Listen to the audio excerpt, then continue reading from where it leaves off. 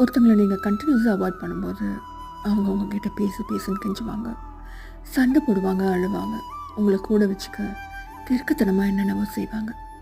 கொஞ்ச நாள் போச்சுன்னா சைலண்ட்டும் ஆகிடுவாங்க.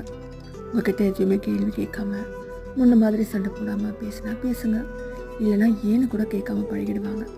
அவங்க சடனாக சைலண்ட் ஆகிட்டாங்கன்னா ஒன்று மட்டும் புரிஞ்சுக்கோங்க, உங்கள் ஆப்சன்ஸ் அவங்க அக்செப்ட் பண்ண ஸ்டார்ட் பண்ணிட்டாங்க.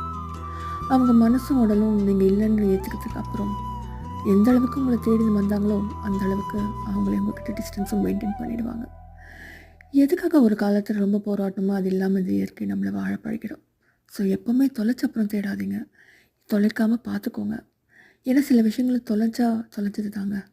அப்புறமா லைஃப்பில் மீட் பண்ணுற ஒவ்வொரு பர்சன்கிட்டையும் அந்த ஒரு பர்சனை தேடிட்டே தான் இருப்போம், ஆனால் கிடைக்காது, ரொம்ப கஷ்டம். ஸோ இருக்கும்போதே உங்களுடைய உறவுகளை உங்களுக்கானதை பத்திரமா பார்த்துக்கோங்க. நன்றி.